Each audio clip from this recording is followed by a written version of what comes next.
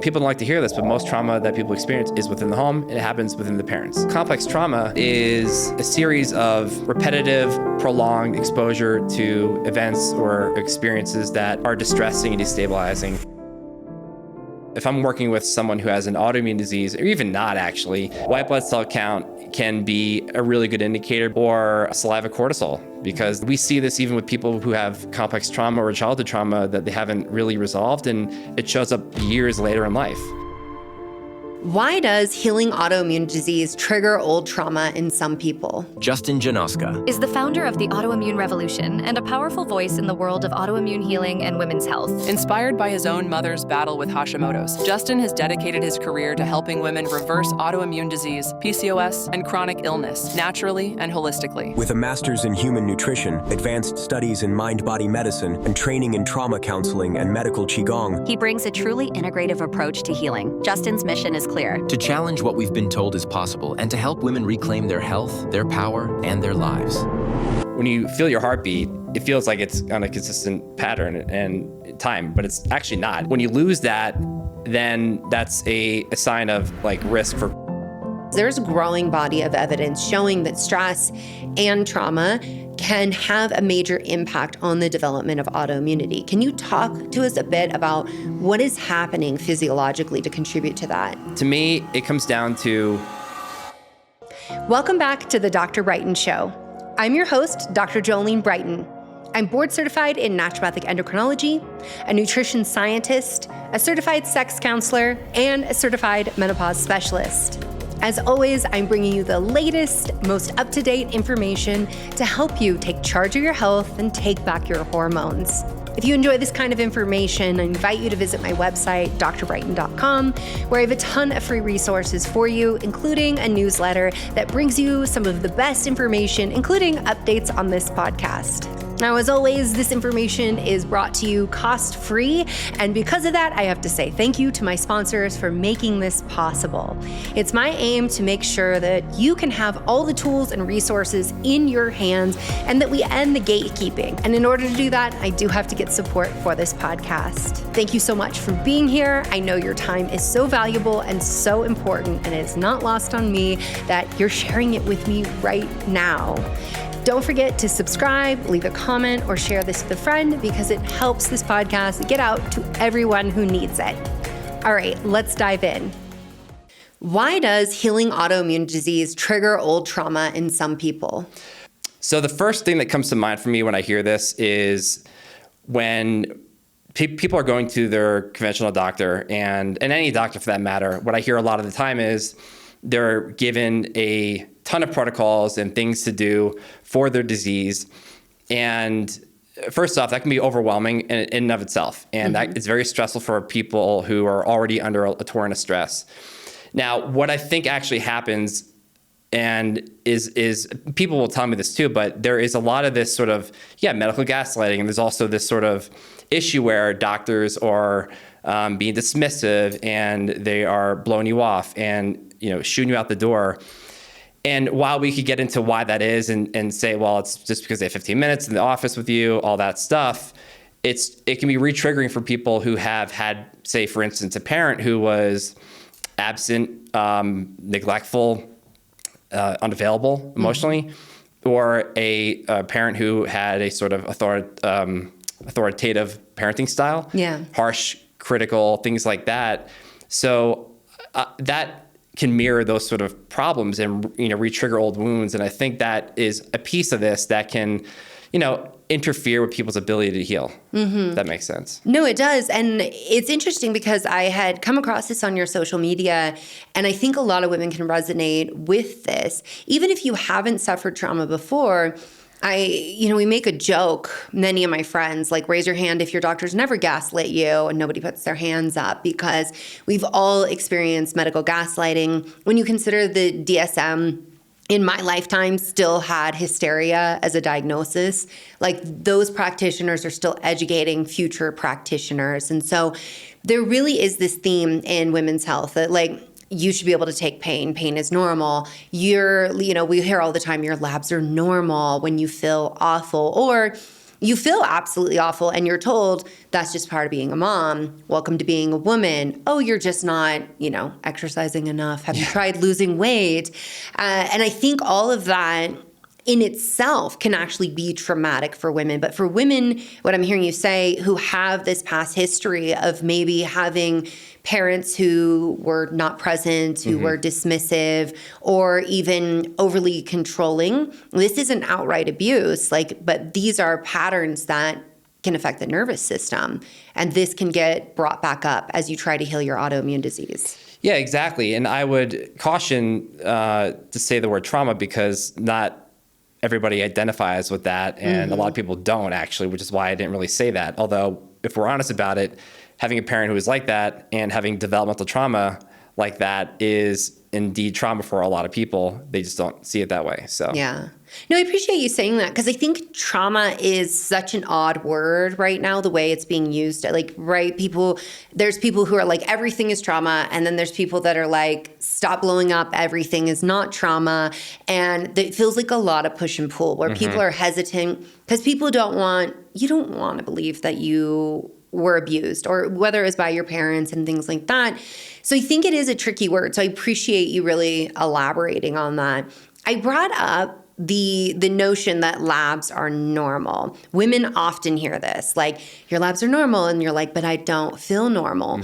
Can you talk through some of the labs that can be showing that you're dealing with chronic stress, that maybe the nervous system or the body is in overwhelm?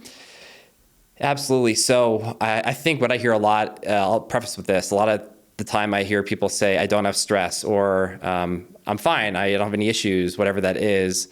And my contention is that people are just so acclimated to feeling in a stressful way, and that it's their new normal in a sense. And so of course, they're not going to see it as stressful.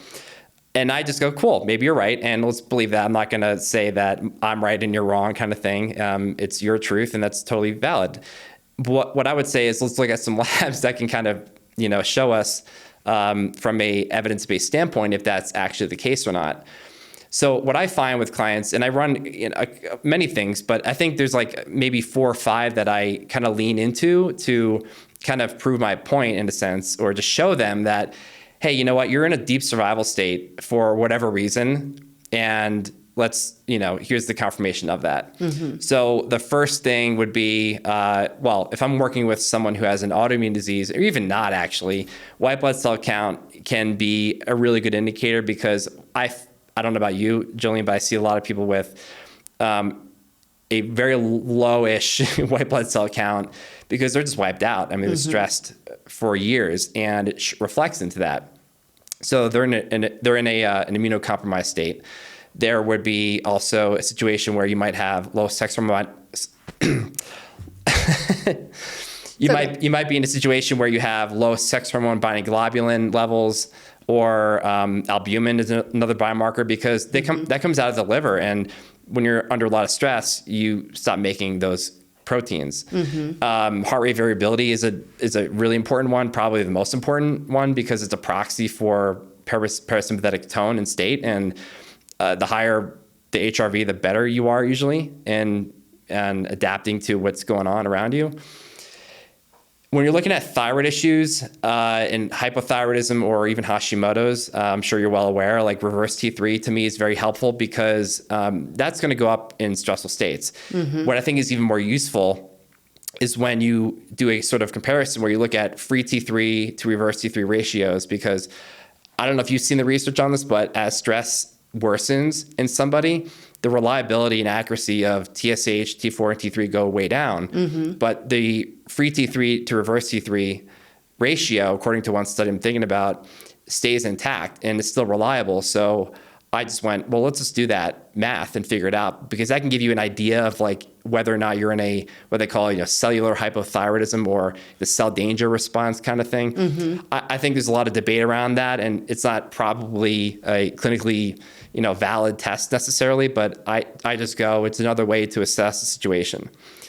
And then finally would be, of course, saliva cortisol, because that's just, the gold standard for measuring that. And that will generally be very off track, whether it's high all day, low all day, somewhere in between, in somebody who's been chronically stressed.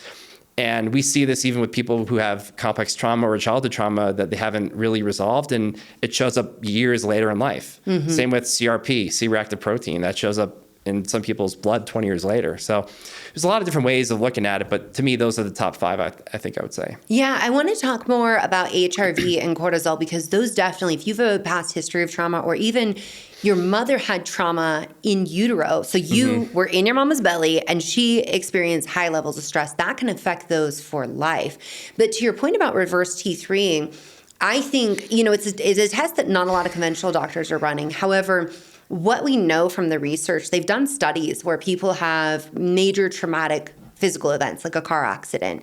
And what they found is that if reverse T3 is elevated, so grossly elevated, that's a predictor of a poor outcome. Like they don't believe this person is necessarily going to survive this event because of the level of stress the body is conveying. And that's what that reverse T3 does.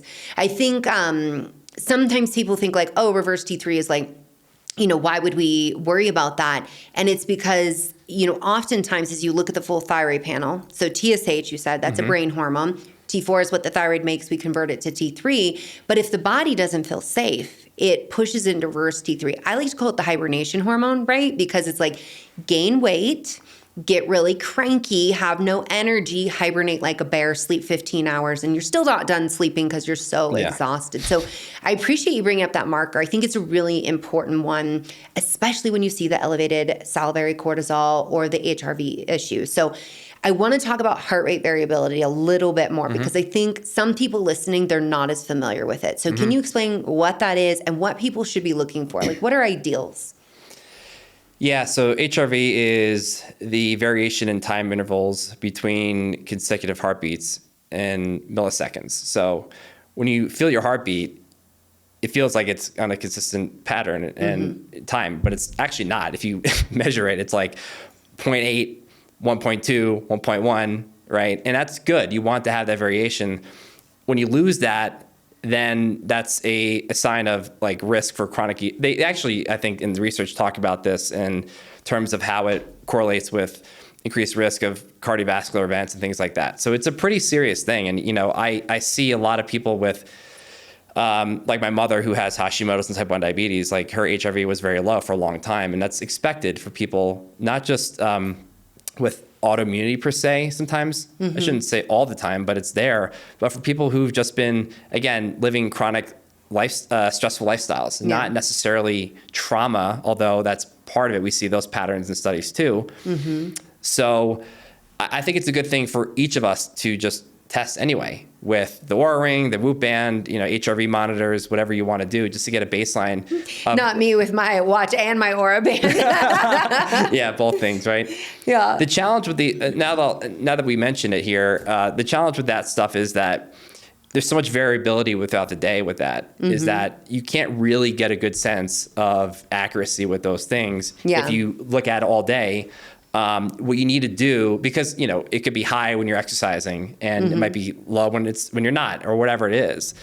So I think the best way to kind of discern whether or not you're in a high or low state, you might say, survival state or not, is what I advise people to do is to measure first thing in the morning, after you go to the bathroom, before you drink anything, before you even like really do anything, just get a baseline idea and do that every day for a while, and you'll get a sense of kind of where you stand. But to me, that's the truth bomb right there, whether or not you're stressed or not, if you're telling yourself that you're not stressed. Yeah. So HRV, you said your mom is low. What is considered low? So if people are looking at their HRV, what is our ideal that we want to see? Yeah, it's tough because I've seen different metrics for different devices being used. So it's hard to say what. I could give you a number and be like, well, it's above 70, it's good. According to what, right?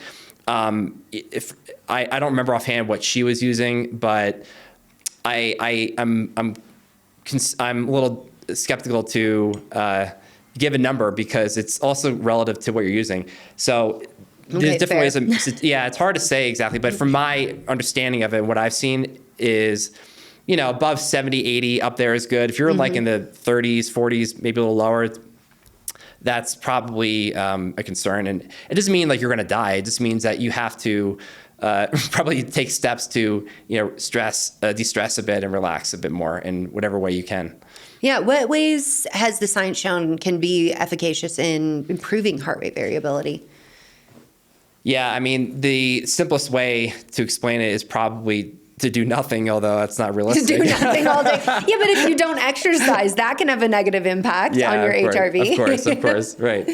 So I like to call, what I like to say is the 3 S's: silence, solitude, and stillness. Mm-hmm.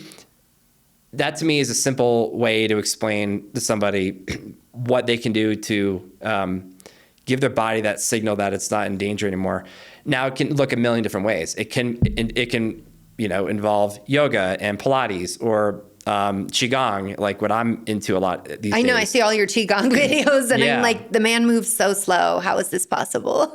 Yeah, meditation and walking in nature. I mean, really anything that gets you out of your head. I think that's the challenge, is we're so stuck in our head, and there's many reasons for that, because it's easier to be up there than down here. But if we can get into our body more, that would be the best thing to do. And again, then it's like, well, duh, I know that, but what does that look like?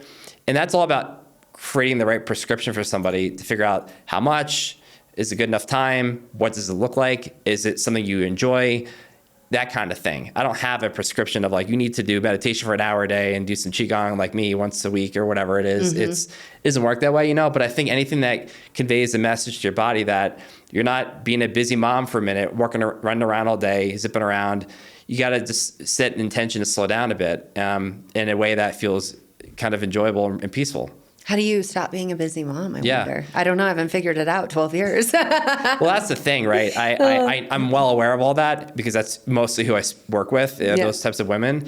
And I just go, good, do that thing. I'm not telling you to quit your job or move somewhere else or divorce this person, because, it's really about how do we tip the scale in the other direction a little bit, because you have to. If you don't, your body's going to literally shut down, and it'll tell you, basically force you to. Yeah. So let's take preemptive measures now so that doesn't happen, and you don't have to be sidelined and be like, well, now I can't get up and take my kid to soccer practice or drive him to school, right? Yeah.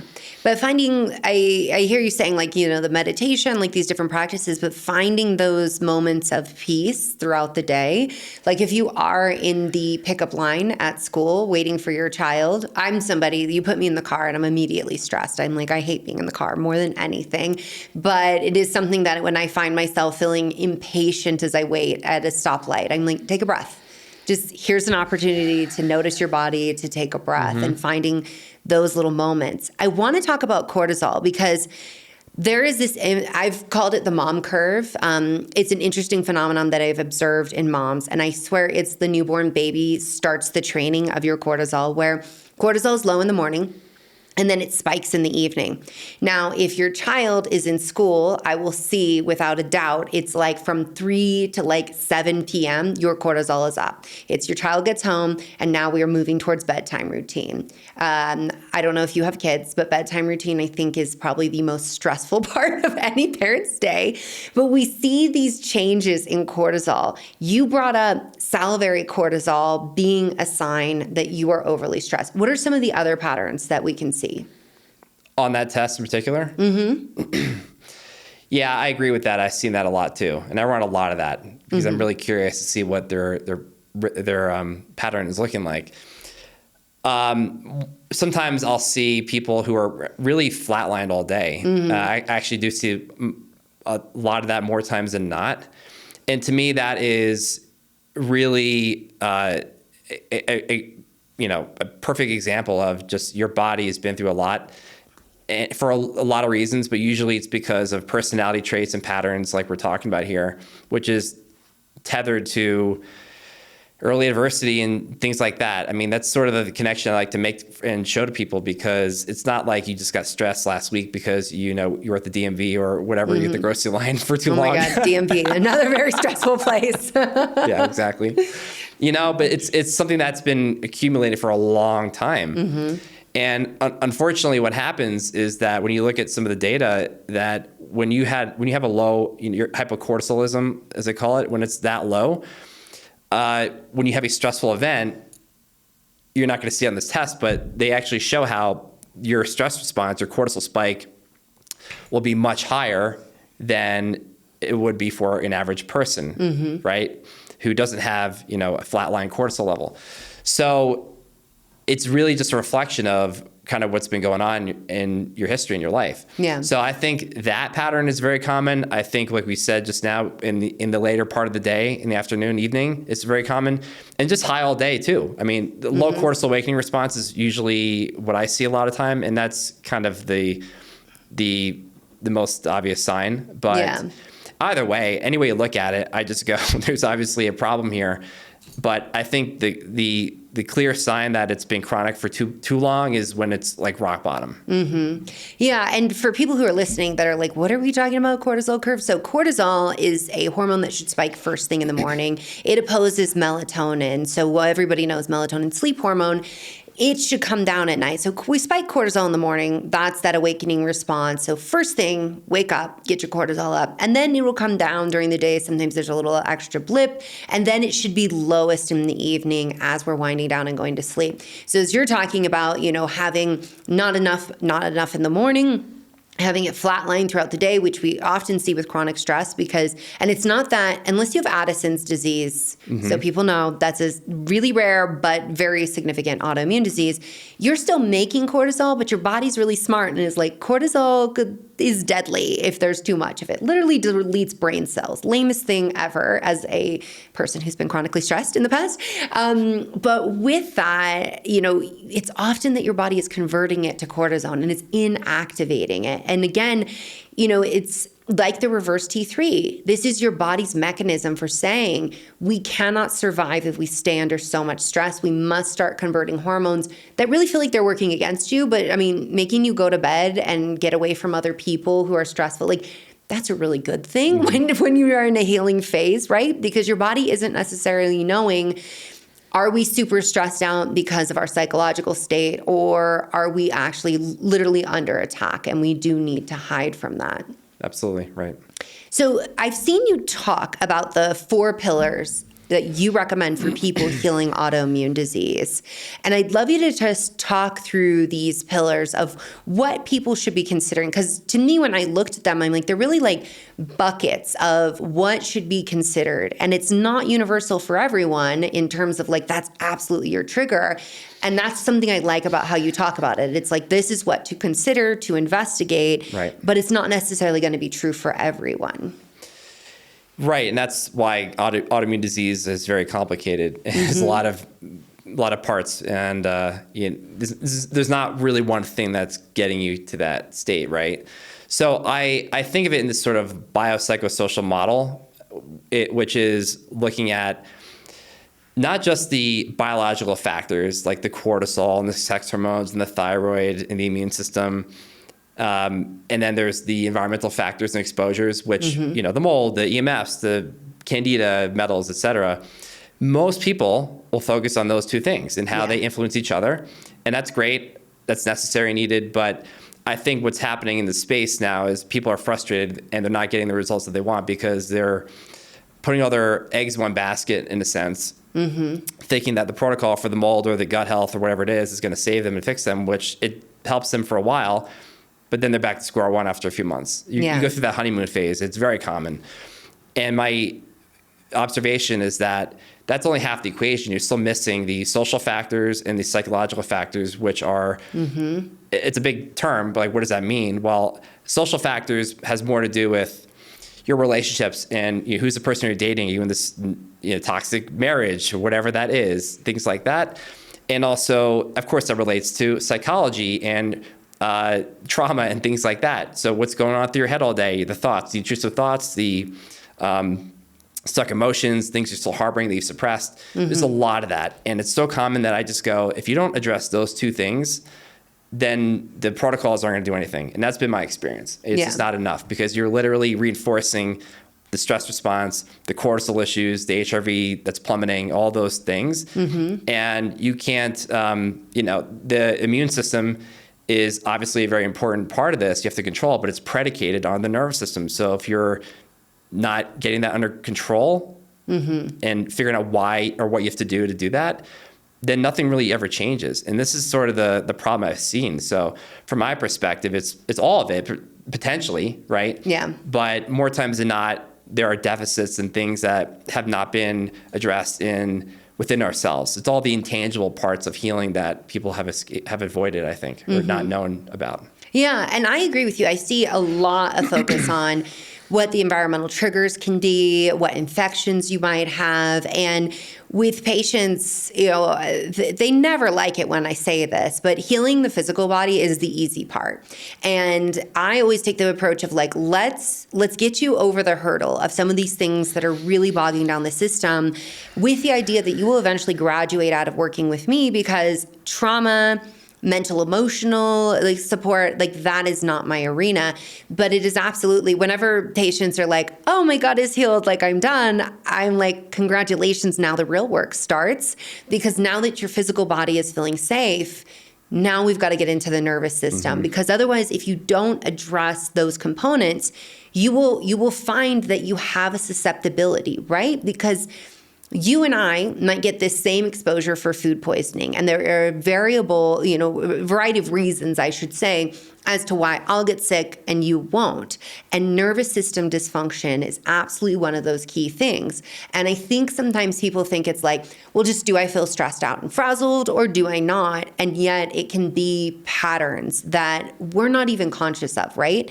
I like to use the analogy of when we all started driving a car, we were constantly scanning the environment. We were constantly looking around and worrying, and maybe you're still doing that now, but when do I put on my blinker? Should I be tapping the brakes? What's happening? And then over time, your brain being so adaptive, you don't think about all of those things. They're automatic and they're happening. And I think the same thing happens a lot of times when we've had adversities, challenges, struggles, and even trauma, whether it be mild trauma or larger traumas. So with all that said, people listening right now are like, well, great, it's not just about healing my gut. What are some of the first steps that they can take to start recognizing this and addressing this? Yeah, I agree wholeheartedly with that, because I say the same thing. Healing the body is the easiest part. It's working on what's inside that you avoided or ignored or don't know about. That's the hardest part. And that's why it's you have to be open-minded and curious. So maybe that's the first place to begin. Be open-minded and curious. Yeah. Right? If you're not willing to do that, then nothing's going to change, right? But it's a choice you make. And that's why it really is about making a choice to see things with new eyes. Because what I say a lot is, your disease, your diagnosis, your PCOS, whatever you have, tells you a story not just about your cells, but of yourself if you listen. You didn't get here overnight. Yeah. But there's a whole history and a biography that you have to explore. So that's the first thing that I have clients do and people I work with, because that will give you insights to things that you've forgotten about or didn't know about, because you're actually sitting down and writing. It's like what we do with people with trauma and written exposure therapy, for example, or narrative exposure therapy, and how this is very useful, because when we get things down on paper, it brings up things and we have awareness, and that's cathartic in and of itself. But is that what you have people do? Is you start having them write their timeline of their life, or what does it look like? Yes, in a sense. There's two different ways of doing it, actually. I like to have a visual component of this, where I will say, I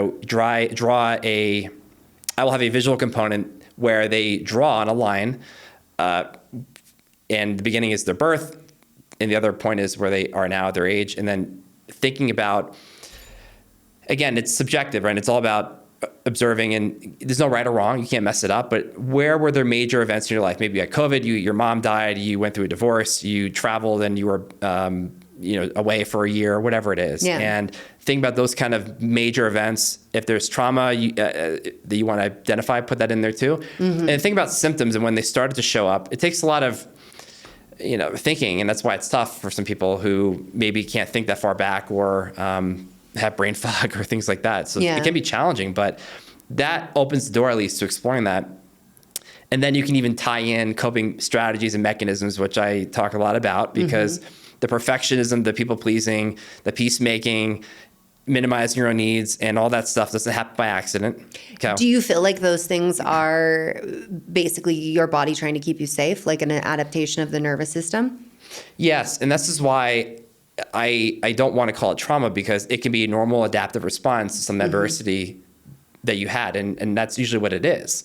So call it trauma or not, I don't really care, but you're responding to something in this way. And it can be completely fine and normal, actually. Yeah. I have people in my family that are really good at making people feel good and people pleasers in a sense. And, So like the fawning mechanism of the sympathetic. and that's great. We love that. But when it's taken to the extreme, that's when it's pretty deleterious. And it can be because you're basically reactivating your stress hormones all over again. Yeah. So coming back to the practice, so drawing that out is helpful as a visual, but even just writing out your story in any way you can think about from start as early back as you can. Remember, at age 4, I was, abandoned by my father and he left and never came back, whatever that is. And just trying to go chronologically in the best way that you can is a good way to get a sense of, okay, yeah, maybe there were some stressful things I went through. And maybe I was too young to really put a narrative to it because you can't. You can't create a story necessarily at that age. But your nervous system decides whether it's stressful or not. And that's the sort of disconnect I see. People think, well, I didn't have trauma. My parents were great. I'm like, hey, great. But maybe there's something that happened that derailed your system in a way. And now your system has changed. And one thing leads to another and it kind of builds up. And when it goes chronic, that's when these sort of other things can happen, like the coping strategies we're talking about. So all of this to say that I think this is a very useful thing to do. And that's the first thing to do. My contention is that versus, what tests do I run? I think, what I'm hearing you say, and I do think this is really important, is that part of the intake of understanding the patient is actually part of the therapy of healing the patient. So before you are jumping right to a test, you're having people go through this exercise. And I think it's really important to underscore for people that I think what happens a lot is people compare themselves to others, right? My trauma is not that bad because I've heard of this story, or my friend went through this. And so for them to understand, you don't consciously decide how this impacts your nervous system. The nervous system decides, and that can literally set someone up to be in a chronic state of stress for their life. In that, the nervous system is primed, and even the little things that come in maybe seem like not that big of a deal, as you said, can spike your cortisol more so than compared to someone else. Yeah, exactly. I don't think people realize how profound this stuff is because, again, when you have a lot of the issues that people I see I work with have challenges with stress and trauma or not is within the parent-child relationship, and that's the caregiving system is really where a lot of the issues lie. People don't realize that even if your parents weren't trying to do anything on purpose to cause harm, they're not actually. It's just because maybe they don't know what to do and they're stressed themselves. They have their own trauma to work through, or they're dissociating and struggling with substance abuse, whatever it is. And that neglect is really, really common. And it, again, doesn't feel like trauma, but your body says otherwise and responds differently. And people don't realize that the connection between maltreatment and like that, for instance, and psychiatric illness is as strong as the connection between smoking and lung cancer. So it is a pretty big deal. Yeah, that is a really big deal. For everybody who's listening, who's a parent, who's maybe freaked out right now, being like, great, I'm causing trauma in my child. I want you to listen to, I will link to Dr. Louise Lockhart, and she talks all about when we mess up, what we do about it as parents, because we all mess up, right? She brought up spanking your children and yelling at your children have the same effect on the brain. And any parent knows we've yelled at our child at some point, whether it is a don't run in the street kind of situation or a like I'm losing my mind at the end of the day, like it happens. And she talks about the repair. And I think that's a piece just for parents. We haven't been taught about how we hear how bad, it is if you mess up, but she taught us a whole repair to help our children. So I just want everyone to know we have that for them. I'm glad you brought that up because that's a lot of what I hear too is like, well, what am I supposed to do? Like I'm human. Right, I'm human. Right. and I just say that actually what the research shows and what we know is that it's not so much what happened, it's about what you do with it after it happened. So like you said, the repair, the corrective experience is what we need. And if that doesn't happen, that's where things go sideways. And when it's repetitive, it's not one thing usually, it's when it's over and over and over during the developmental years of childhood. Those are really, sensitive periods of time. So when you don't have that attunement and the warmth and validation, all those things, for whatever reason, that's when you run into some issues later in life, potentially. So I want to talk a little bit more about how this all links to autoimmune disease, because there's a growing body of evidence showing that stress and trauma can have a major impact on the development of autoimmunity. Can you talk to us a bit about what is happening physiologically to contribute to that?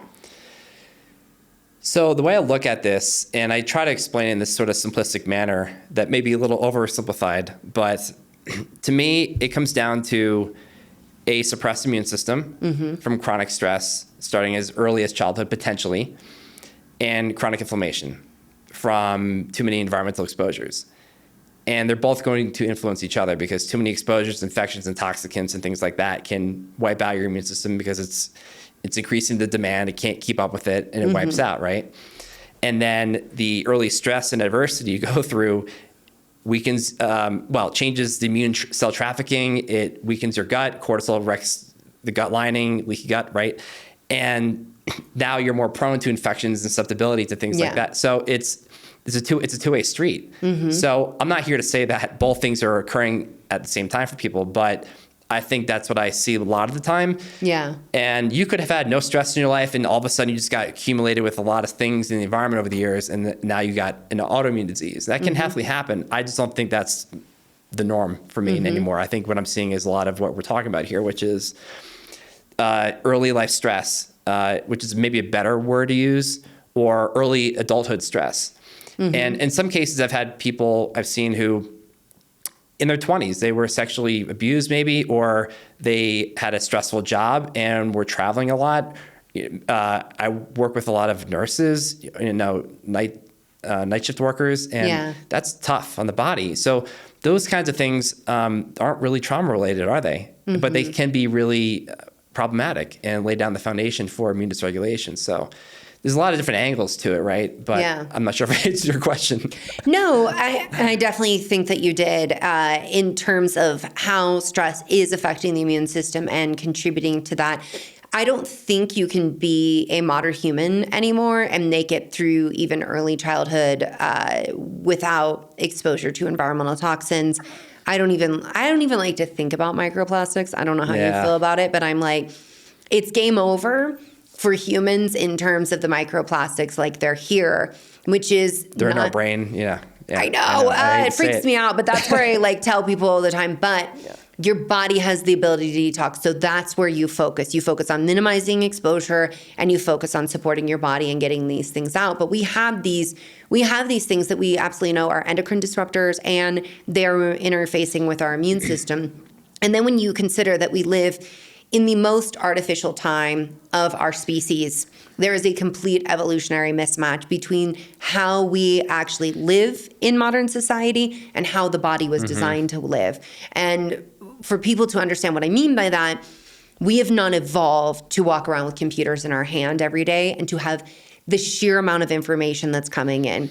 Our body hasn't really evolved to be flying in a metal machine 60 miles an hour down a highway with all of these inputs coming in. Like, it's a lot of pressure to be a modern human. And I say that so people start having more grace with themselves and recognizing that the things that we take as day to day, like, I should just get over it, I should be fine, they actually are stressors, and they can be no big deal until there's an accumulation of too much stress. Right.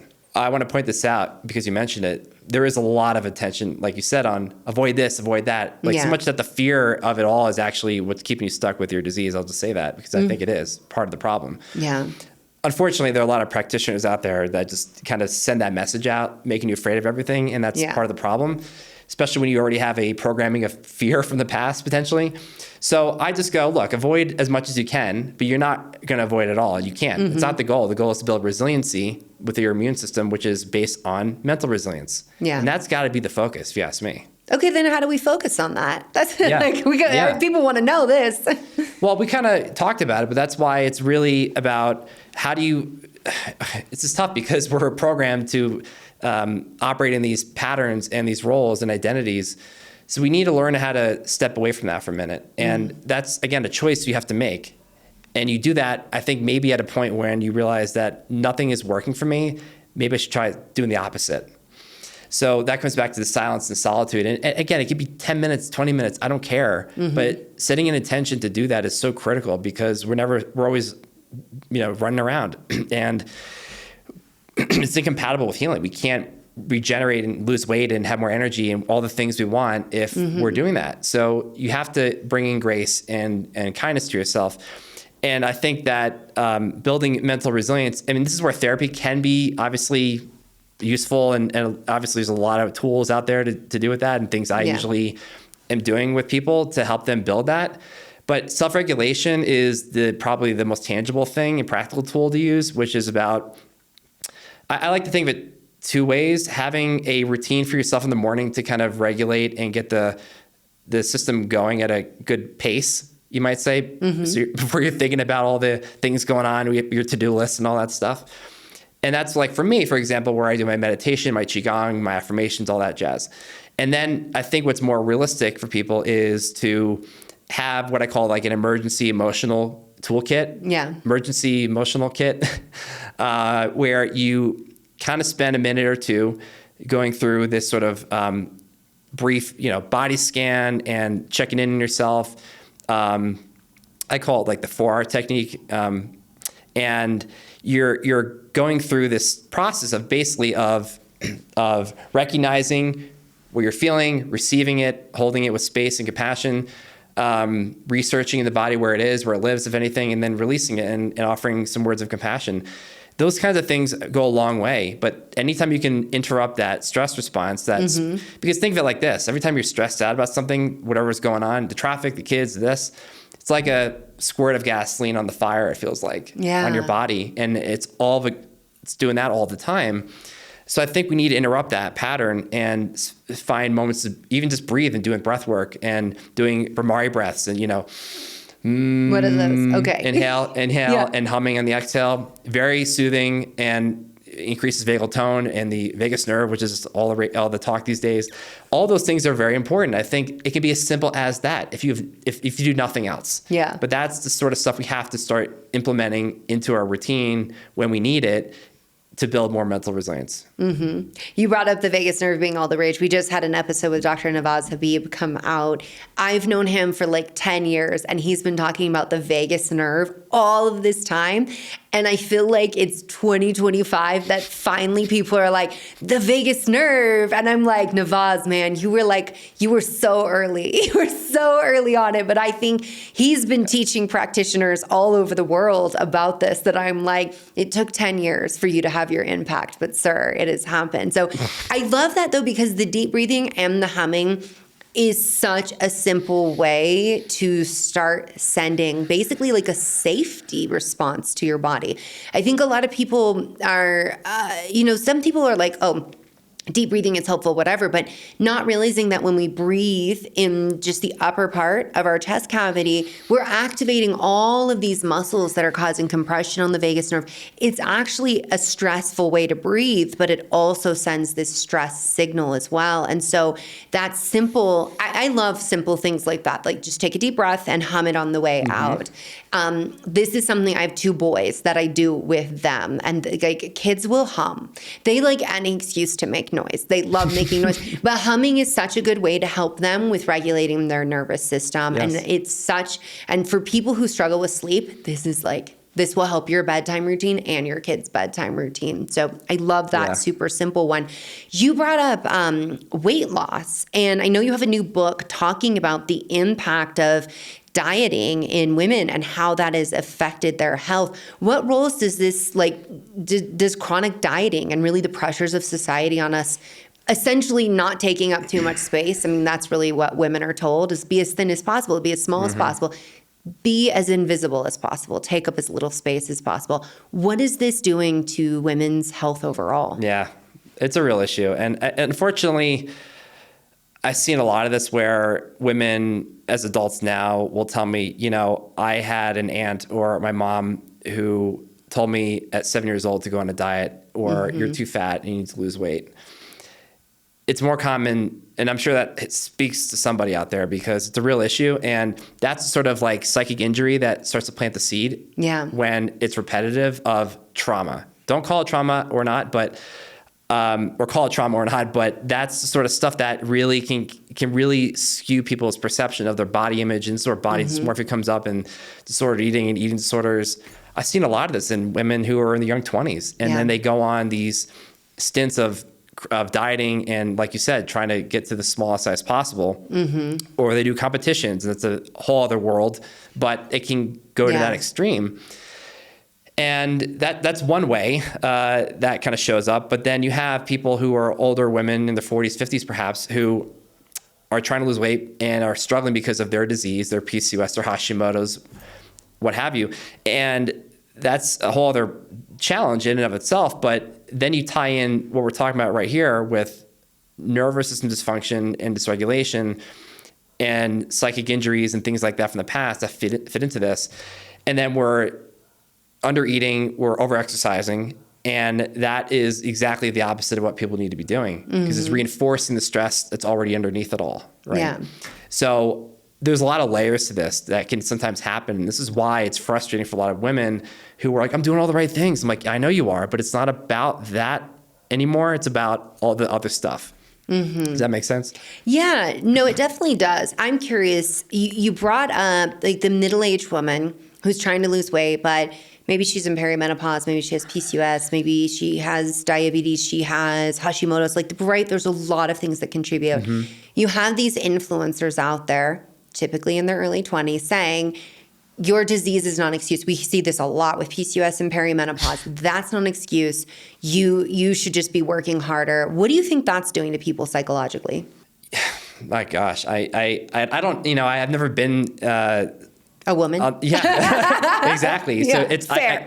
right. So I need to put that out there. Like, I don't know. I'll never know what it's like. Yeah. I can only sympathize and show compassion for women who are going through that, because I can't imagine like the avalanche of stress and the pressure. And really, like it's like self, where you gaslight yourself in a sense. Like, am I doing things wrong? Is this the right thing? What am I? And I think that it's tough, because you start second guessing yourself and thinking, am I doing the right things? Like I said, but it's challenging when, okay, let me put it this way. I think what needs to happen is not blame the other person, the influencer. I know that people are saying things, doing things, same with doctors, and you don't like it, that's fine, but the onus is on you, and it's about self-control and taking ownership of what's happening. And that's why you have to be in the driver's seat and be like, I'm empowered and I can do it, and I can turn off and filter out these things that aren't serving me. But that's got to come from you. And that's why it's really about that more than like, what do I avoid or pay attention to or not pay attention to, but realizing that this isn't serving me, and look what it's doing to my mental health. And the more you get quiet inside and do the things we're talking about, none of that will really phase you. And you kind of you can kind of navigate through this on your own and have the right skills and learn what you need to do to support yourself. So that's my simple answer to that. Yeah, no, I appreciate that, because I think you're absolutely right. You cannot control other people's actions, but you can control how those actions affect you. And it has been a big controversy on the internet, right? Because doctors really kind of were the origin of eating disorders in some of these communities, right? If we look at PCOS in particular, it has always been this eat less, move more. You gained weight, that caused your PCOS, or if you just lose weight, you'll cure your PCOS. We know there's no science to support what is being said there. And so it's really been like this trickle down that I've seen. This authority that wears the white coat had said these things, and there are people who still adopt it and perpetuate it. There's been some doctors who work in obesity medicine, and it's only been in the last couple of years I've seen them stop making snarky remarks about women and being like, oh, really? Like, you're eating 1,000 calories and you still can't lose weight? Like, yeah, right. And only in the last couple of years have I seen them start to have more compassion. And I'm like, man, it has taken this long for doctors to start to switch that. And so I bring that up because I think it's really easy to attack influencers. I feel like it's like the thing to do these days, to like go after the influencer, but also to recognize that there was an authority, a governing body who was saying, yes, say this to women.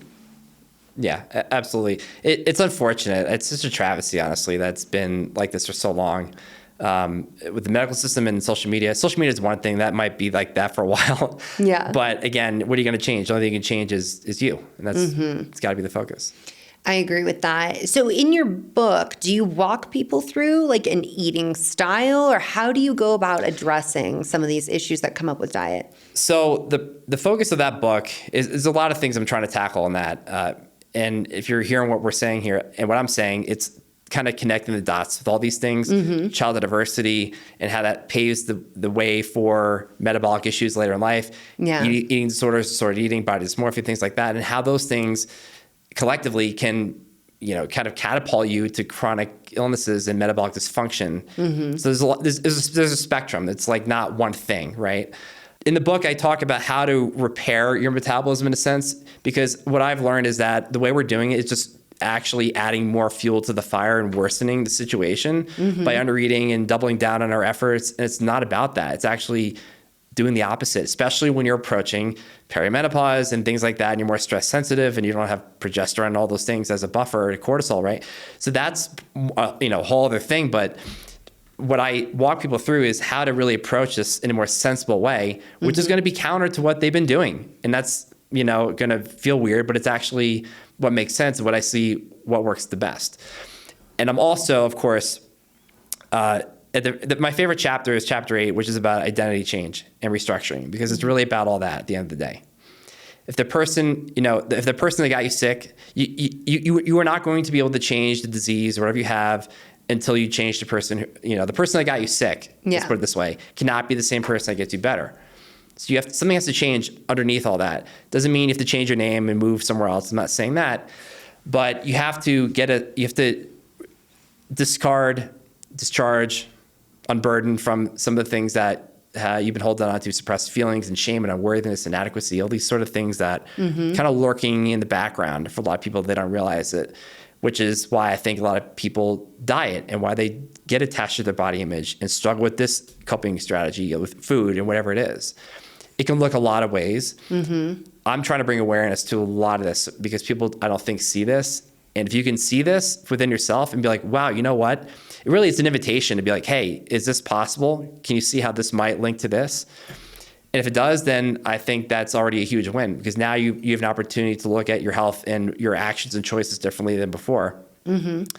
And it's the truth that liberates, not the effort to be free, as I like to say. Oh, yeah. I want to talk about this, childhood adverse events, or, it doesn't even have to be that extreme component of this. However, if people are like, why has she not read the book yet? Because it's literally just come out, and I need to know the name of your book, as everyone else does. So what is it called? Yeah, it's called The Post-Dieting Comeback, How to Repair Your Metabolism. How to repair your metabolism, fix your body from chronic dieting, and reclaim your health.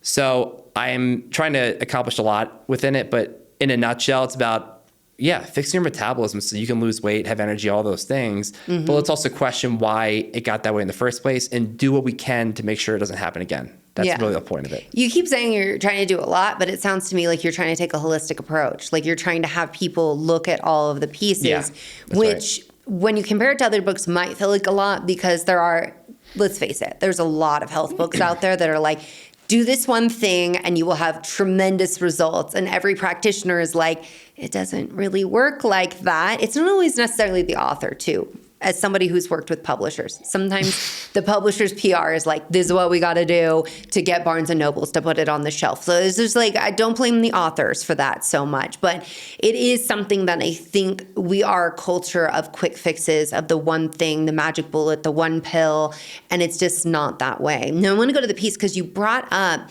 experiences in your childhood causing issues with your metabolism, with your self-worth, with your body image. How is that contributing?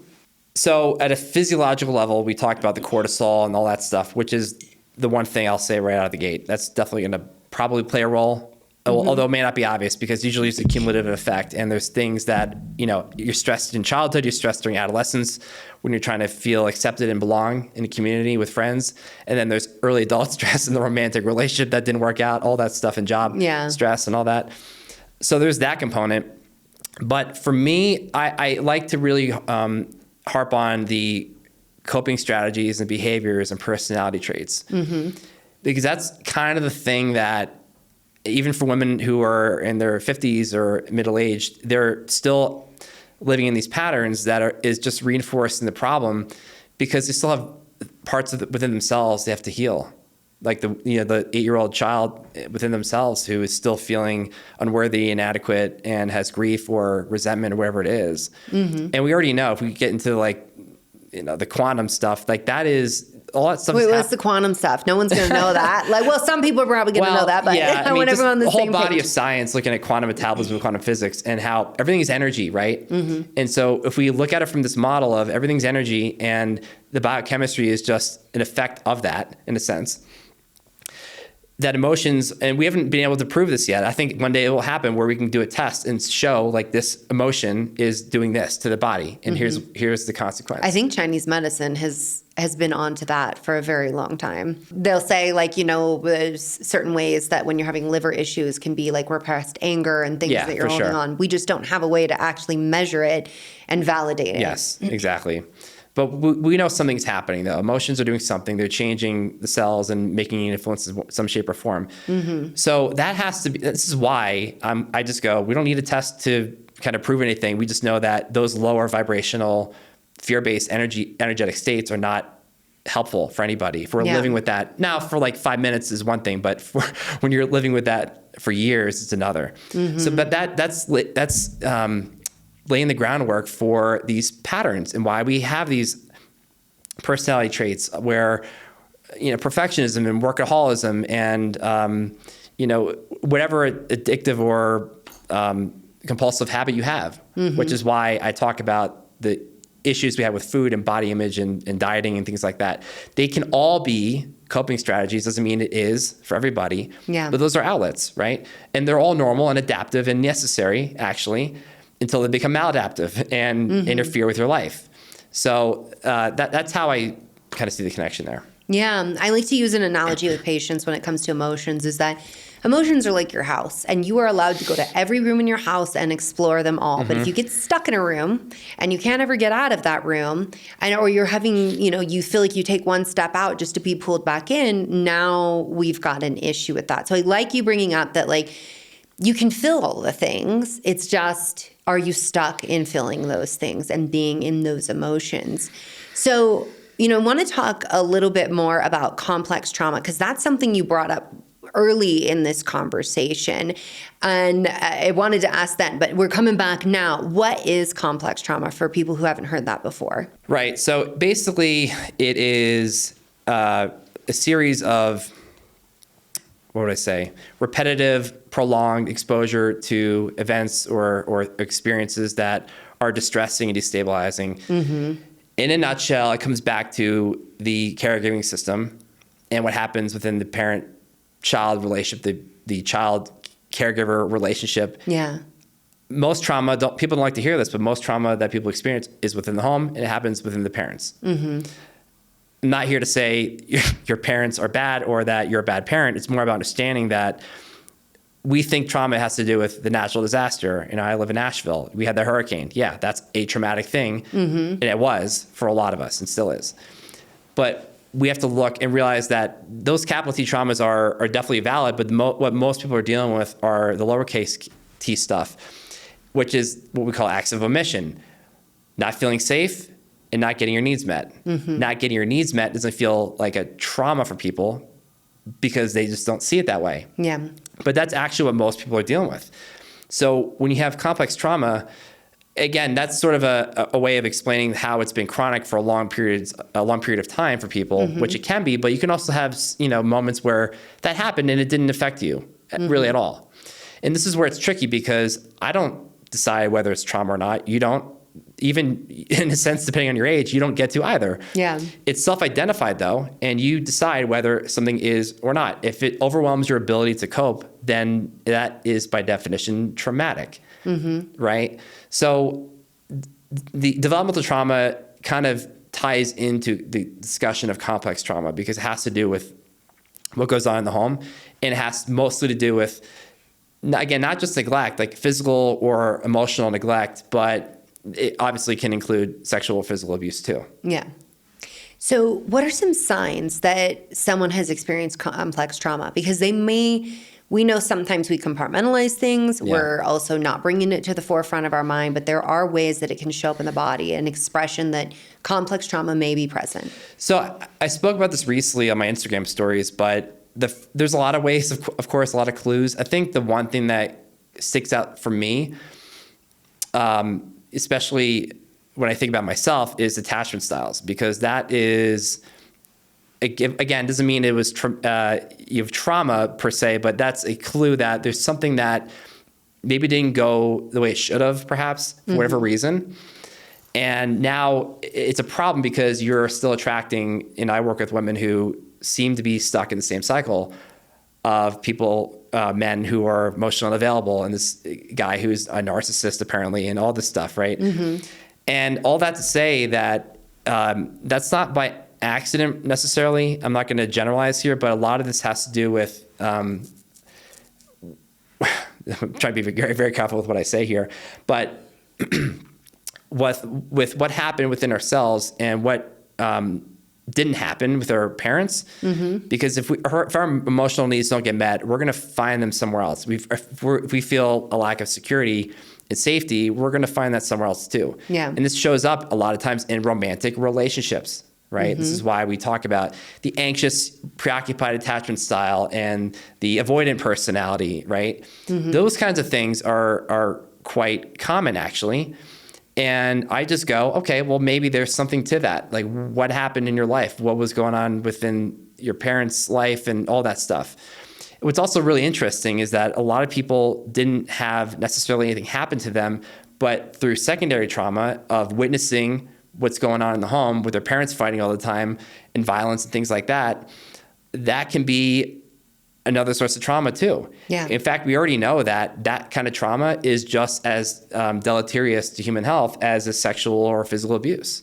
So it's all relative. And that's why it's such a broad discussion, and it can look a lot of different ways. And complex trauma can rewire the nervous system so that you stay in a hypervigilant state. How can this affect someone's health? There are a couple things outside of the attachment thing that we just spoke about. So I think we discussed it too, the physical changes.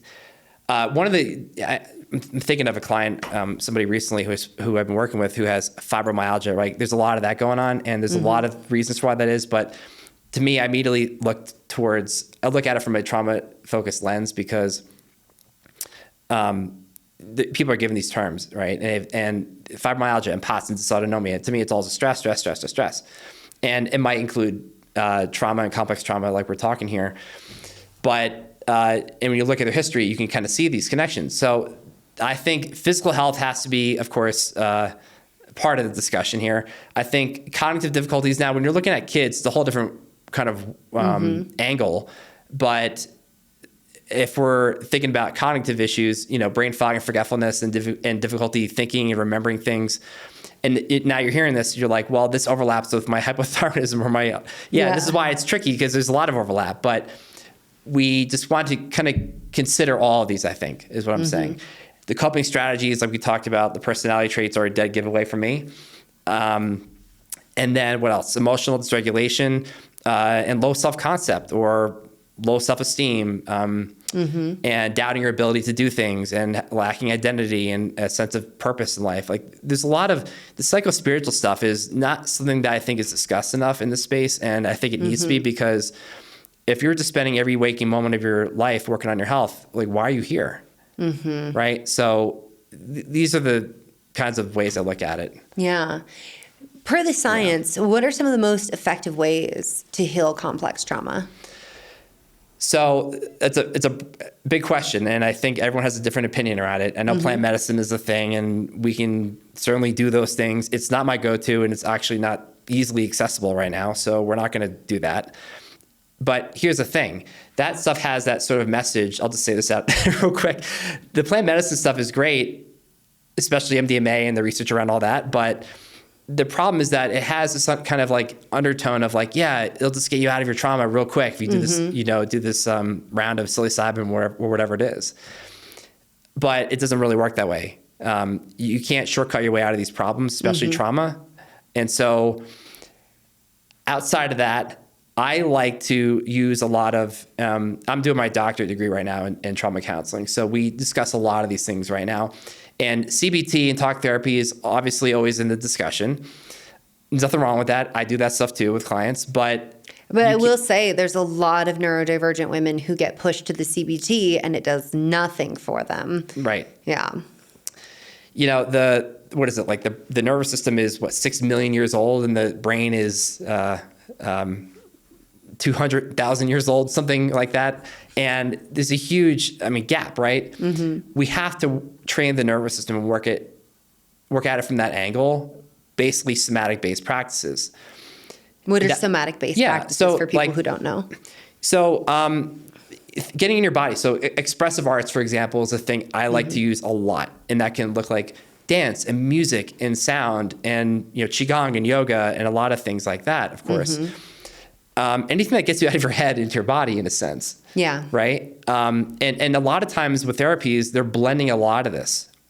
And before I even knew a lot of this, I was already kind of doing that too. Oh, you put a name to that. Okay, that's sensory motor psychotherapy. Okay, I kind of already... Wait, say that term again? Sensory motor psychotherapy. Sensory motor psychotherapy. But really what it's doing is it's blending things like talk therapy with movement and posture changes. So if you've been in a collapsed state because you were shamed as a child, as you're working through and discussing and revisiting the trauma, you lengthen your spine, you expand your chest, all these kind of subtle things. And, it's just one way of doing it, but you add in these little ingredients of therapies or tools, right? To help change and teach the body a new way of being and feeling. And that's much more powerful than just kind of trying to talk. I say it all the time. I can't talk you out of a feeling you don't want to have into a feeling you do want. I can't talk you out of a behavior you don't want to have anymore. Wouldn't that be lovely? But it doesn't work that way. Right? If it were that simple, we would all be better. So we talk about things as we need to. I like to do trauma-focused CBT, if anything, because it actually integrates affect regulation and working through emotions in the ways we kind of discussed, giving the psychoeducation component, talking about why this happened, what happens to the brain, the neuroscience, and how it's normal, right? Those kind of elements are important, not just like, well, don't do this and do this instead, and think this way and don't think that way. Yeah. In traditional psychotherapy, it's not real. It's effective until it's not.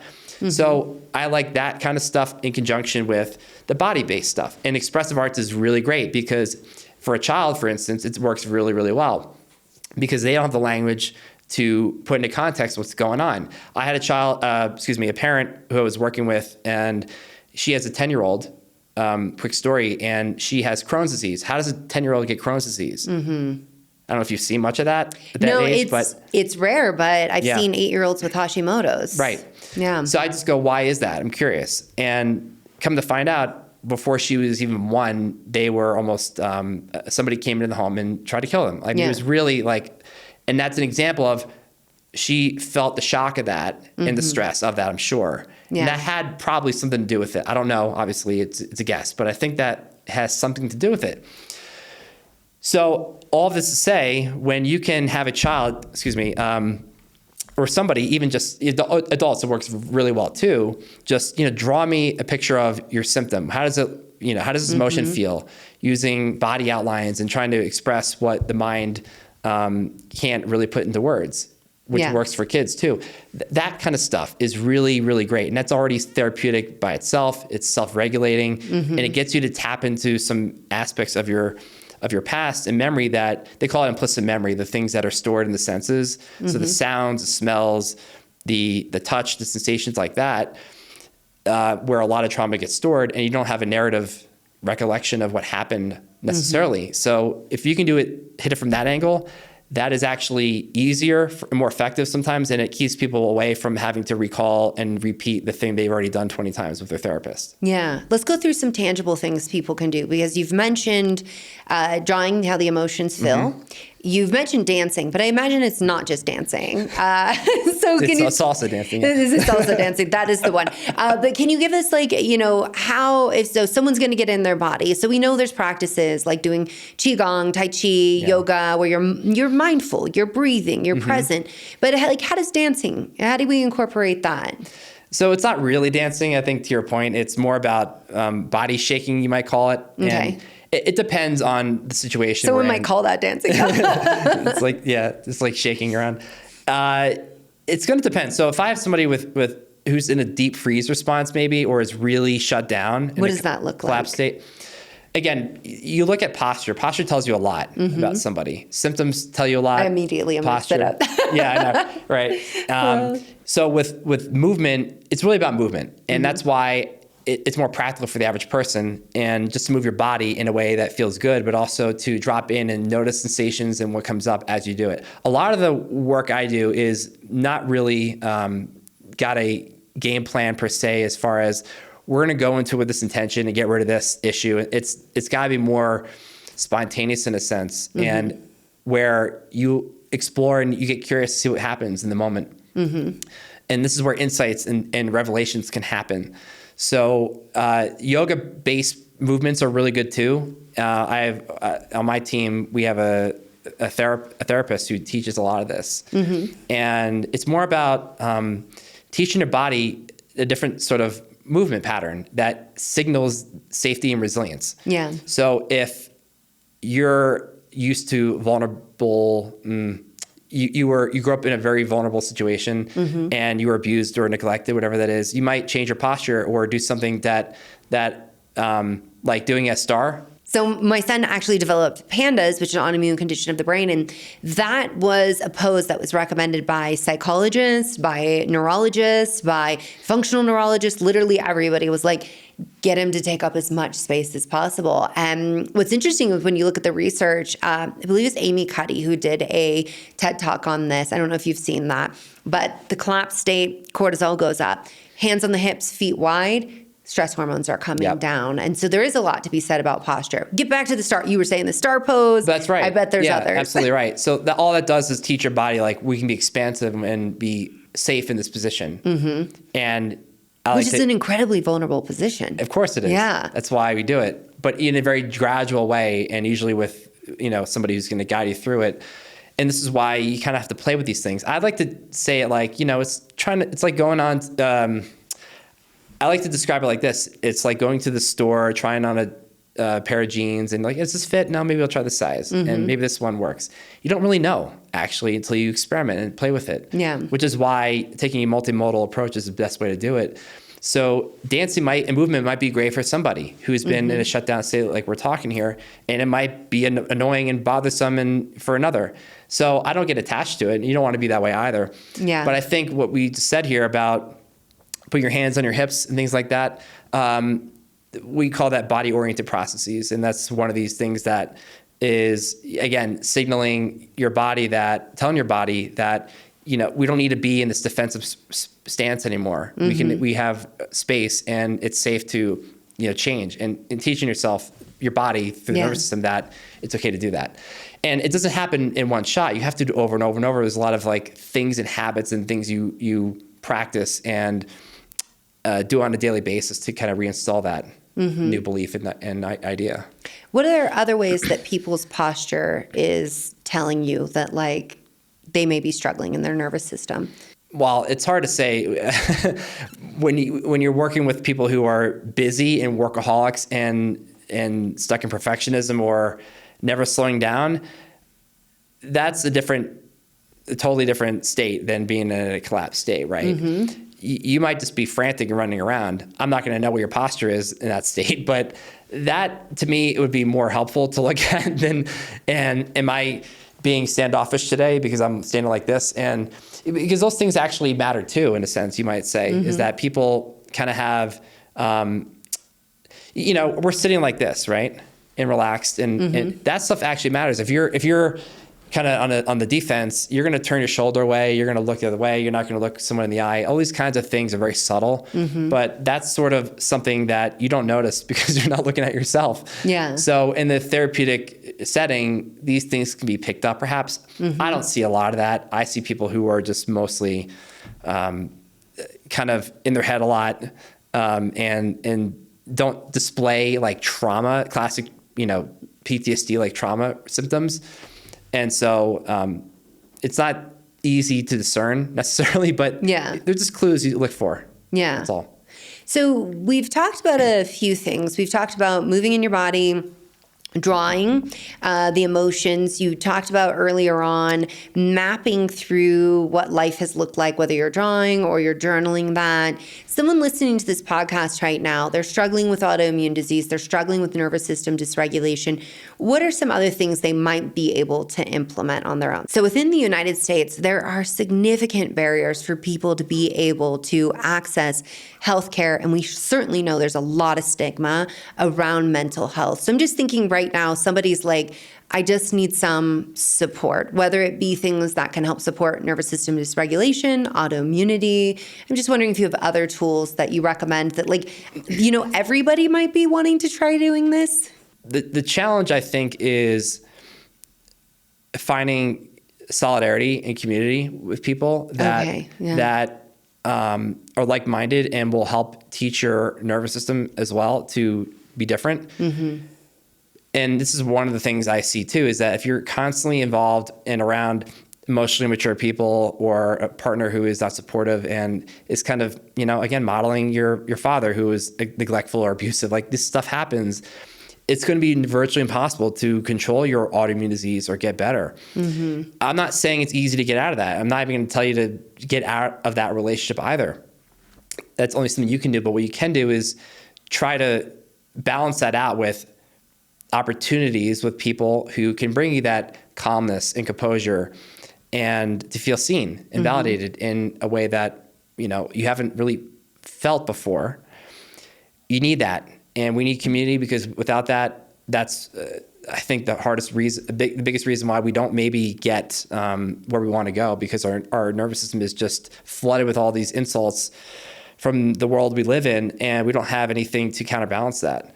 Within the United States, finding community is incredibly difficult. Culturally, we're a culture of independence, right?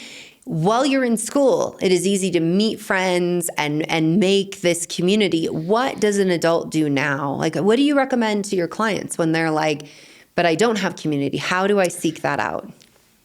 Right. It's a difficult question to answer, because a lot of times people will tell me, I think I don't have anything I'm interested in, or I don't have time for it, and I just go, there is something.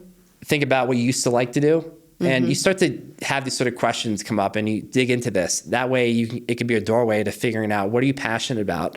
And maybe it's volunteering, maybe it's working in your local community and being of service in some shape or form. But I think you find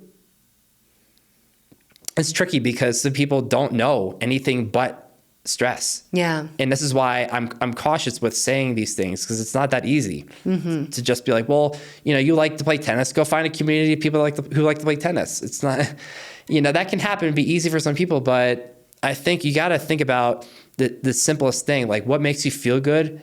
It can be the littlest thing. You start from there. And I'm doing it in this way on purpose, because I think that's where people are sometimes, is like, what makes you just feel good? Is it the sun on your skin? Is it the warmth of the water on your head from the shower? Is it putting your feet in the sand? And you start with that. So that way you can get a sense of, well, what else do you like to do? You like to build sandcastles. You like to do art. You like to do whatever it is that can maybe be built off of that idea. If it's not easy to figure out what you like to do, what brings you joy, a sense of aliveness. Those are the questions I'm thinking about for people. And I say to people, think about that for yourself, because there's something there. And once we figure out what that is, then it's going to be easier to find people that are into the same kinds of things. But that's probably the easiest way to access it. It's what are the commonalities that certain people have that you want to be a part of. Do you feel like virtual community is a substitute for in-person? No. It's not. I mean, okay. If you look at tribal communities and how that even was healing, that helped people heal trauma just by having communities to do their dancing around the fire or whatever those things were. The community, here's the thing I'll just tell you, is that we know also in research that the therapy, and people don't like to hear this maybe, but the therapy you're using is helpful and needed, but that's not the most important part. It's the therapeutic alliance in the relationship that tells you already everything you need to know about what healing actually looks like. It's just the attunement, the connection, all that stuff, the warmth, the validation, that is a very salient ingredient a very important ingredient, I should say, in healing anything. So if that gives us any clues, we should see that, well, we need to find that in realistic situations as well. It's just about what does that look like? And I think you just got to start with very simple things that brings you peace and calmness. And maybe it's just going for a walk. And maybe it's, talking to somebody at the coffee shop and just starting there. Yeah. There's a lot of different ways to do it. I think you got to meet people where they are. That's all. Yeah. And I appreciate you bringing that up, because certainly through the pandemic, it was pushed on us that virtual community could take the place of the in-person, the physical community. And I think a lot of people felt like they were the problem because it wasn't working for them. And yet I think if we're all honest about it, it wasn't working for any of us. I agree with that. I think it's hard to admit that. We want to wish that it did. Yeah. And it could be a surrogate or a replacement for that, but it's not the same, because there's energy that's coming off of you and off of me. And that's it's the same thing with a parent to a child. Mirror neurons, all that stuff matters. So why would it be any different for us as adults? But community, and we know this, I think you know this too, that when it comes to longevity and health span, it's the connection with people that is the most important part. The diet of the blue zones is a lie. It has been the community and the lifestyle all along, right? Because when we look at it, it's always been, right, the thing that we can control so easily. You can't control others, right? You can't make people be in community with you. But when I think that's one of the most damaging things that the whole blue zone notion did, is that they looked at just how do these people eat? And then, well, maybe they didn't, I should say, I think the media really did that. They took it and they were like, this is what they eat. But when you really look at it, like, they have people they can rely on. They have people they're saying hello to. They have people who care about them, who are checking in on them. And these are absolutely crucial. We know in the context of women's health, especially with our cycles and fertility, that community highly influences our levels of progesterone. And it's not just that stress can crash your progesterone, but that actually being around people, I like to say people who make you feel like glitter, like you literally feel like sparkly and shiny, and like maybe you had a little party, you feel amazing around them. It starts to optimize your progesterone levels as well. Right? That's all you need to know. That's why it's so powerful. Yeah. And I brought up the fertility piece, and I'm just curious because I've seen you talk about the impact of these stressors. We're seeing far more people being diagnosed with infertility, 1 in 6 now. Yeah. We look a lot at endocrine disruptors, absolutely, irrefutably playing a role with that. We look at the age of conception, the attempt to conception, right? If we're trying older, like there's all of these variables. But I don't see a lot of people talking about, one, the nervous system component of this, but also how dysregulated someone can become as they go through infertility. Yeah. I actually work with a surprising number of people with that. But to your point, there's so many variables and factors involved in that. And I'm not here to say it's all stress and trauma. And I'm not here to say it's all environmental factors too. It's probably a hybrid of many things. And then the males may be part of it too. Who knows? But no, they definitely are. Yeah, for sure. Right. Yeah, I agree with that. So, but the thing I've noticed in the themes I've noticed is that, well, let's just point out the fact that when you've gone through a round of IVF for the 5th time, and how stressful that is and how devastating it is, and that reinforces the stress cycle that you're already in the first place. And that's really bad. And I can't even imagine what that's like. I know you've had your challenges yourself, right? And it's devastating. But what I would say is that we have to really consider, like we said here, the present day stressors of what we're living in our lifestyle that is considered normal. And that's, I have somebody right now I'm working with who lives, she's a teacher. She's very stressed. She's not showing anything that I can see at this point in time of any clear toxicants and things like that. Her mind is just flooded with a lot of stuff. And as we know, if you're in a state of survival, reproduction, weight loss, none of that matters. Doesn't care. Body doesn't care. Right? Yeah. So we really have to look at and integrate that lens, I think, the most, if we're not, because it may not just be present day stuff too, but stuff lingering from the past. And only because of the fact that you have still not unburdened from that, and not just at an energetic level, although that could be part of it, but mostly because of, like we said, the behaviors and the way you're living life, being super mom and whatever that is, it is all to do with like how you approach life. I would say it's not so much your roles and what you're doing, but how you approach life and your perception, how you look at things. And when you change the way you look at and be with things, what you look at and be with changes. So really the key to all this to me is perception. You have to see things with new eyes. And if you can do that, then there's an opportunity to try new things that you haven't before. And before you know it, you're giving the body this blueprint of safety and regulation, but it is self-regulation at the end of the day. But if you don't know what's causing dysregulation in the first place, that's the hardest part of this. And that's, to me, the most challenging thing about all this navigation stuff with infertility, if we're talking about this, because running the tests and doing all the protocols is maybe the easier side of things, but if we're not really aware of what's going on and how we're still operating, and the person themselves isn't aware of it, then you might be swimming upstream for a long time and not know why.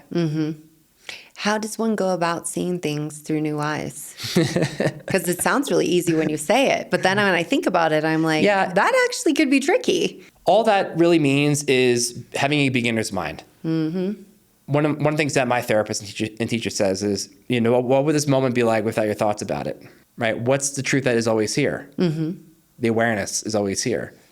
The infinite love, the consciousness, all that. This can sound really woo-woo, but it's actually really powerful, and there's truth to it. Like, there is that stillness that's always there. Can we tap into that?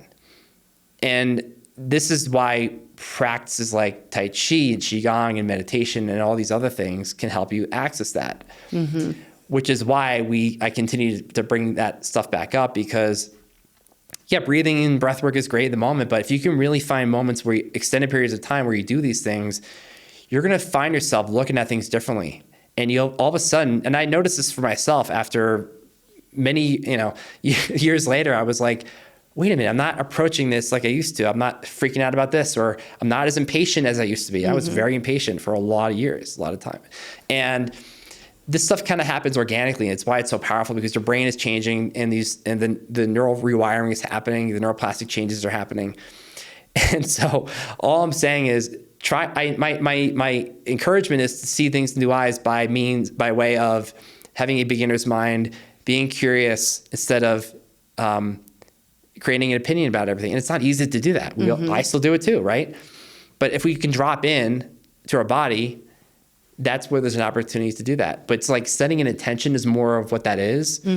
That's really what it's about. It's just an intention, and you play with it and you see what it does for you. And if you like what you see and what's happening inside of you and how you're not reacting as much, then maybe it's something to try more of. And that's all that is. So there's a little bit of this like, okay, maybe it's BS. I don't know. I'll try it anyway. And then you start to see like what's happening inside of you. And to me, that's the turning point for a lot of powerful changes. I see this with clients where it's like they've all of a sudden cultivated more compassion and calmness and composure and confidence. And that is the love-based energy that heals. And, that's the healing of medicine. If we can just try to, play with that a little bit. And I know you say, I'm repeating myself, like the Qigong, the Tai Chi, all that. However, as someone who has gone through secondary infertility, who has gone through IVF, the protocols are exhausting. The timing of everything, like you have to do this injection at this time, you take this medication at this time, you are so wrapped up in that. Then when you're going to the doctor, they're like, what does your uterine lining look like? What do your ovaries look like? And you start they're compartmentalizing your body. And it's hard sometimes not to disassociate, right? Nobody likes a transvaginal ultrasound. It's not a good time. when that's happening, a lot of women will go out of their body. They are like, I'm uncomfortable. I don't want to be present with this.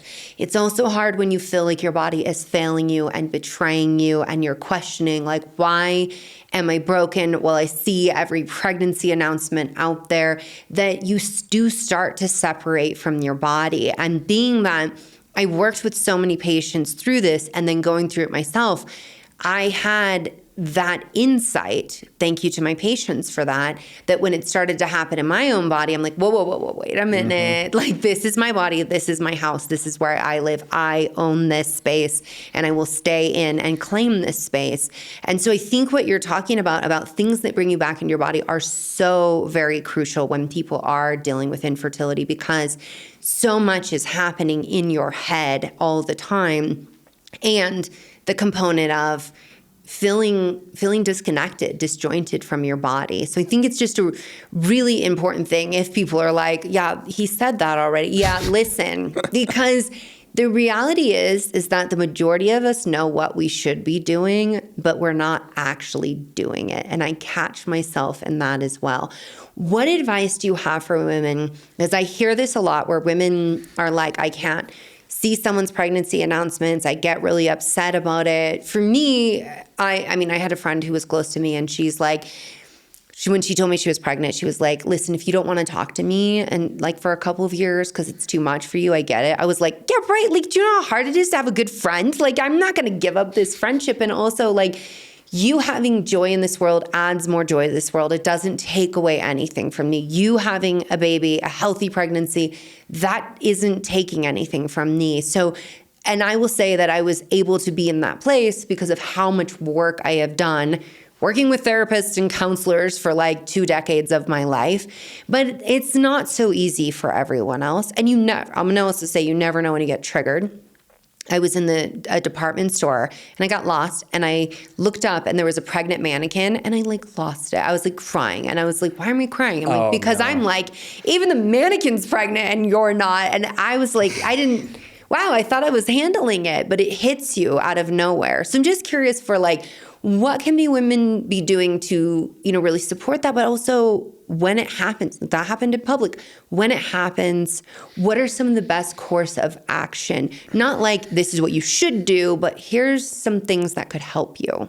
Just to be clear, when this happens, you get triggered by something. And I know, I also want to say there's people out there that are like, you shouldn't use the word triggered. Like, it is a trigger. Like, you see something and it brings on a full stress response. So, right, we can get fight, flight, freeze, fawn, or we can be like breaking down, where I was just like full on ugly crying in a department store, and everybody's looking at me. And I was like, you have a choice right now to try to make everybody else comfortable or to move through this. And I have learned the hard way that I never want to punt the ball, because my God, when you got to pick it up later, it is so much more work to process the emotions. But, people are going to feel that in the moment, right? They see a pregnancy announcement, they see someone who's pregnant, they have to go to a baby shower. Like, there's a lot of things when you're struggling with infertility that, can leave you raw and feeling wounded. I know. I can't imagine. This is why I think working with a therapist or somebody they can walk you through this is really key, because there's only so much you can do by yourself. Some people can do it and do these things that I might tell somebody and be fine. But there is a healing power in being seen for where you are and having that support like a parent would to a child that you can't find anywhere else. So let's be honest about that. I mean, that might be necessary, and that's fine. You need to be seen like, I'm not crazy and I'm not broken or defective. Like, that's helpful. But we can't just be like, I'm not defective, I'm not broken, and do affirmations and feel better all the time, because there's a part of you that's also like, yes, you are. What's wrong with you?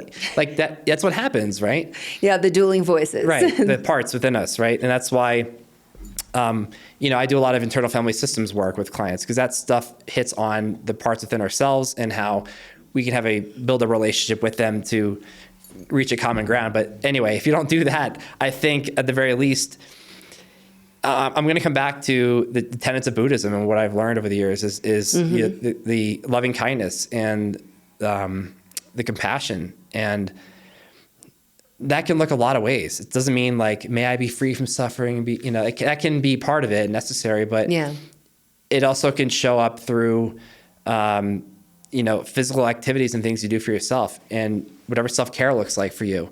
I don't want to say things because it's all individualistic. Like maybe it's taking a bath for you. Maybe it's doing a sound bath. Maybe it's, going to the car wash. I don't know. It could be a lot of things, but we have to be gentle and kind to ourselves because our body, one thing that really annoys me, bothers me, I should say, is that we have this idea that whenever we're plagued with an illness in general, not just infertility, is we think that it's the enemy and it's the nemesis. I must beat it. I must be a warrior. Yeah. Right? Everything is IVF warrior, autoimmune warrior, Hashimoto's warrior. Hashtag, I do use those hashtags, you guys. I will own it, but it's because I know it will find you out there. Exactly. But I think about that a lot too. Like, why are we always having to be a warrior? Why are we always having to be strong and brave and fight and battle? Well, childhood, right? We can think about that connection, how that may be the reason why, how it's planted that seed and I have to be strong and independent and hyper independent and all that stuff as a protective mechanism. Makes sense, but not in this context. It's still different. We got to see it as a teacher, as an ally, I might say, and say, this is here to show me something. I got out of alignment in some way, and I don't know how. I'm not saying it's on me, and I'm not saying it's on you either. You didn't do anything wrong, really. It's just there was a series of things that came together to get you to this place. But if you're going to change anything, again, changing your consciousness, changing your perception on this, seeing things with new eyes, is the portal to changing the situation that you're in, and that's why it's so critical. I might have deviated from the question, but yeah, compassion is key, and I think it's just about understanding that giving yourself compassion, receiving from someone else is also really powerful too, of course. But it's not to take away pain. It's compassion is really about helping you, supporting somebody when they're in pain, to be with pain, not to take it away. It's different. And we're all deserving of compassion because we're all human. We all go through things. I'm not here to say your suffering is worse than mine or vice versa, just that there's a collective suffering and we're all suffering in our unique way and we're deserving of that. But that's if we're all healing is based, in my opinion, really hinging off of fear-based emotions. All symptoms are a window to where to do the healing if we listen. Okay. It's all about listening. And we have to listen to ourselves, not just the doctor and social media and all the things out there. They're saying, do this, do this, do this. Because there's some truth to you inside that some inner knowing and wisdom that no one else knows. But you can't figure out what that is until you're really quiet and go inside. And that's where compassion comes into play. So well said. Thank you so much for taking the time to share all of your expertise with us today. This has been a fantastic conversation. Thank you. I know a lot of people are going to be helped with this. As you guys know, you drive the conversation. So let us know in the comments what was helpful, what was your aha moment, and certainly what are the topics you want to hear more about, because I'm sure this is going to spur some thoughts for all of you out there. So thank you so much. Thank you. I hope you enjoyed this episode. If this is the kind of content you're into, then I highly recommend checking out this.